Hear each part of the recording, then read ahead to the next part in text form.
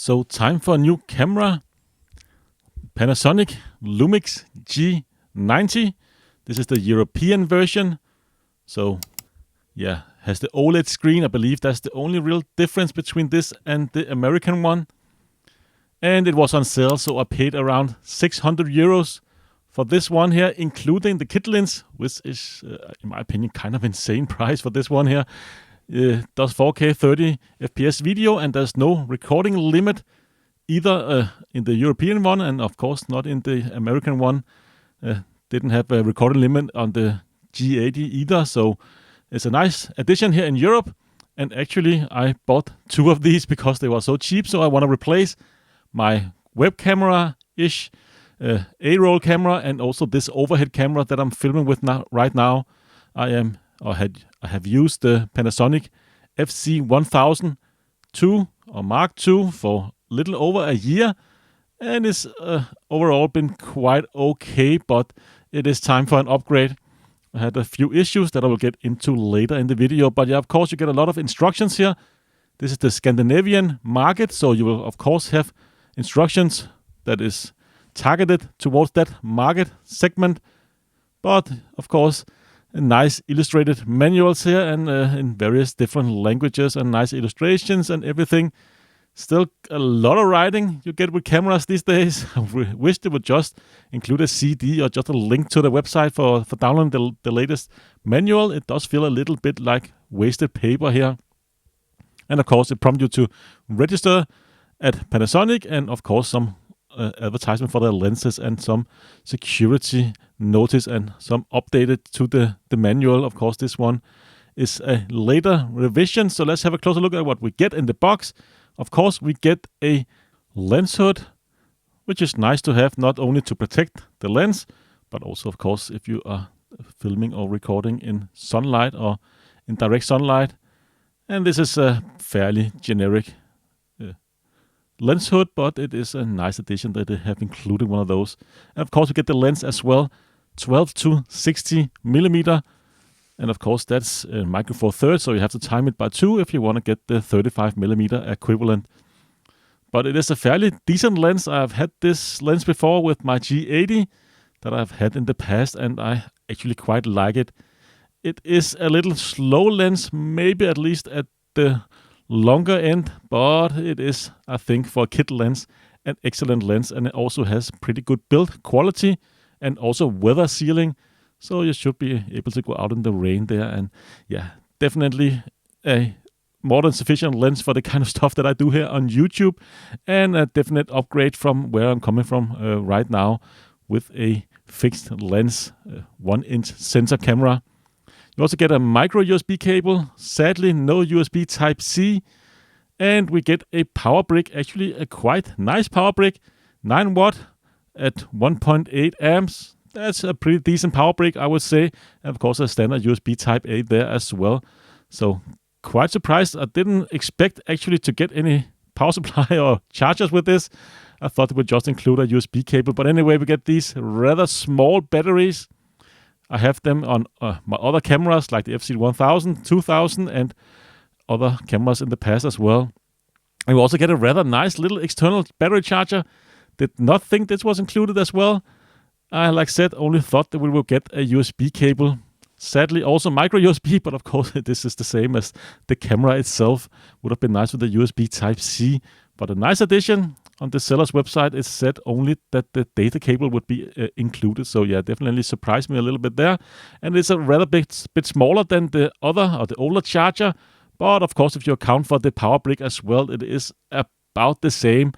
But if you're traveling, you'll probably have several USB power bricks or power banks with you anyway. So it is definitely a little bit lighter to just bring this little charger here instead of the old one, where you would require to have the power supply with you at all times if you wanted to use that one.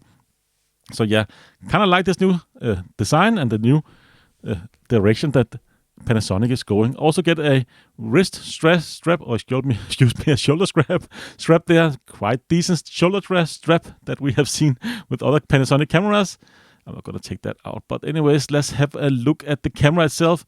I like the new scroll menu button there. You can also click it up, down and left and right. And of course, you have all the familiar buttons that I have grown used to with other Panasonic camera. I have had Panasonic camera for many years now. I really like their value. I think you get a lot for your money, especially if you get them on some crazy sale sometime, like 600 euros for a kit like this. I think that's kind of a steal. The lens is probably half the cost of what that kit costs, at least if you want to buy it from new. But anyways, yeah, new. Also controls here at the top, white balance, ISO. I really like that they are in the top row there. Nice place to reach. And the the SD card flap actually has been improved from my G80. This was cracking a little bit when I was holding the camera, which was quite annoying, but this one is definitely a little bit better. And a nice groove here into the grip of the camera, so you can really get a good grip on this one here. Definitely feels very comfortable in my medium to large hand. So yeah, definitely feels also quite a high quality. This camera still is magnesium body, so that's definitely an improvement from where I'm coming from with plastic cameras. Of course, microphone in here all the way on the top, which is a revision from the G80. And we still have all of the other plugs here right behind that LCD screen. Not the best location, but it is definitely fine. And of course, you can always just use external monitor and or recorders with this one here if they are in the way. On the bottom, we have the 1/4 inch thread there, and it is in the center of the screen. It is pretty long forward, so could have some issues with some plates or some mounting plates, but it is definitely nice enough. And of course, the battery compartment here in the bottom as well, where you use those mediocre smallish batteries, which are okay, I would say, but you definitely need a few more if you're going on a long day or get the battery grip where you can actually have an extra battery in there. Also has the nice OLED screen, of course, can tilt and swivel like all other Panasonic cameras over the last few years. And it is kind of glossy and getting a little bit, like said, in the way also of the plugs there on the side. I really wish that Panasonic would make some kind of adapter so we could adapt those plugs and move them maybe at a 90-degree angles to the front instead. But yeah, no such thing exists. But it is definitely doable if you're filming from behind the camera, but if you're filming yourself and you also have a headphone jack or an HDMI or remote or whatever attached there, they will definitely get in the way of the screen. So that's a little downside, but definitely not enough, I think, to be any major concern. Let's attach the lens. Of course, the Micro Four Thirds sensor in there, and just make sure that the red dot is towards the red indentation on the lens mount. And yeah, it's a fairly compact lens, and one thing I really like about the Micro Four Thirds system is that lenses are very small compared to full frame, about half the size or weight compared to the same focal length in the full screen or full sensor cameras. But anyways, let's just get into the menu system here and actually boot up the camera and set it up for the first time. I'm gonna select my local language and of course set in the time. I've sped up the process 2 times here. First impressions are quite good. I really like the OLED screen. Black is very black, and it is a very nice and colorful screen. I'm not really sure how color accurate it actually is, so you should not really rely on this one when you are filming, at least if you want to see the correct color you are getting as an end result.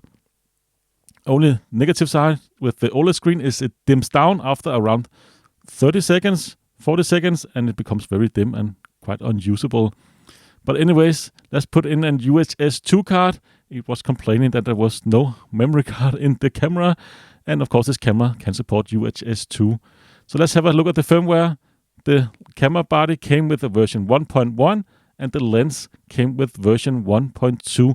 But there is actually a newer firmware from Panasonic for the body. The lens has the latest one, but anyways, let's just download this one. 1.2 from Panasonic should have some improvement to autofocus. And that was one of the things I really didn't like about the G80, and one of the reasons why I sold it off. I just couldn't rely on the autofocus when I was filming myself. It was just all over the place and kind of pulsing quite a bit. But my FC1000, I think, is quite a bit better. But you can see that the lens has the latest firmware already, so we don't have to update that one.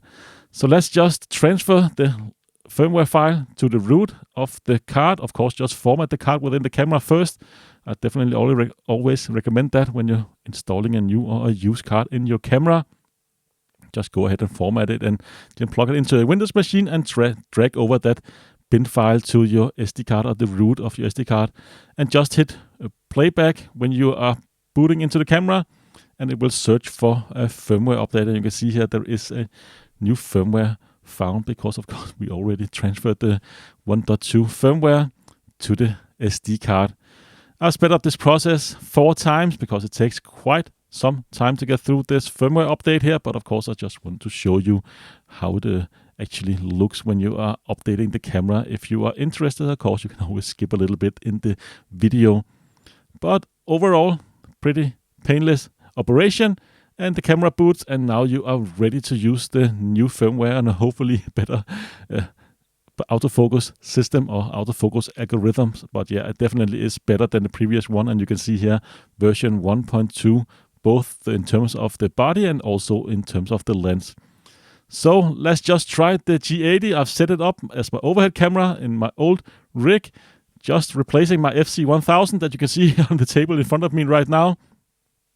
The FZ1000 is definitely quite a decent camera, I would say, for video and for YouTube. If you're into that thing, definitely recommend it, but it has some major flaws.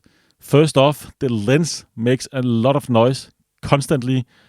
It doesn't matter if you have stabilization on or off, it will just make a lot of noise. So you cannot really have any microphones nearby this camera, which is a major drawback when you have a small studio like me. Also, it's made of plastic, so already on both of my FZ1000, the little 1/4 inch thread mount already started to break, and this one is a little worse than the other one.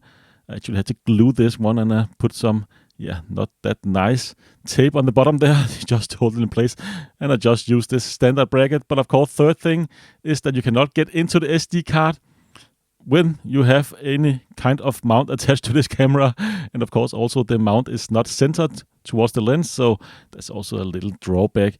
I used an SD card extender with this one. It actually worked quite well, but sometimes it just wouldn't register when I inserted the card again if I had connected it to my computer and put it back into the camera without me having to turn on and off the camera. But one thing I really like about this camera, the FZ1000, is of course the HDMI is on the right side, so it doesn't really get in the way of the screen. And also it has quite a large zoom range. So yeah, this is my previous setup, FZ1000. You can see that SD extender there, just going all the way out through the body of the camera there, and this way I can get to the SD card when it's on a bracket. But yeah, this is much cleaner setup, I think. Actually quite a bit smaller camera, doesn't have quite the reach in terms of zoom, this lens here, but it is sufficient for the kind of things that I do. One of the nice upgrades for this camera as well is also the ability to use power delivery. Still micro USB, but definitely a nice upgrade. The FZ1000 can charge via USB, but you cannot power it over USB, which is something you are able to do with the G90, and something I personally have been waiting on for quite some time. So when the camera is off, you will charge the battery that is in the body when you connect a power device, and you can see here when you turn it on and you have connected some power delivery to the camera, it will actually run off that external power source, so a power bank or a USB wall socket, of course the one included, or whatever power delivery you have that can deliver enough power to drive the camera. But if you remove the battery, kind of odd, you cannot power the camera with USB-C, or with USB, excuse me, at all. Kind of weird. And I also have to apologize that I forgot to turn on clean HDMI out. I'm recording into my PC, so you can see some of this information there from the camera. But this is recorded after I installed the firmware, and it apparently have reset that option.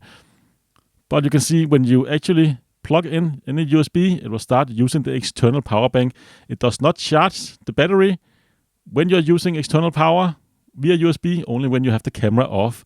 So that's a little drawback, I think, but it's a minor thing. So yeah, overall, this is definitely a big improvement. And even though this is also have a 1:1 crop when I'm filming 4K, this is a bigger sensor, so it actually is more in terms of a 1-inch sensor when I'm filming 4K. compared to my FC1000, which was a 1-inch sensor to begin with a 1x1 crop, 1:1 crop. It actually cropped in quite a bit more, and this is quite a bit wider lens, around 30 millimeter. My FC1000 was around 37 millimeter when it cropped into that 4K 8 megapixel crop there. So yeah, definitely high upgrade, and looking forward to using this camera for my YouTube channel going forward. And I hope you guys really like the improvement in quality. But that's pretty much it for this video. I hope to see you again in a future one. Take care.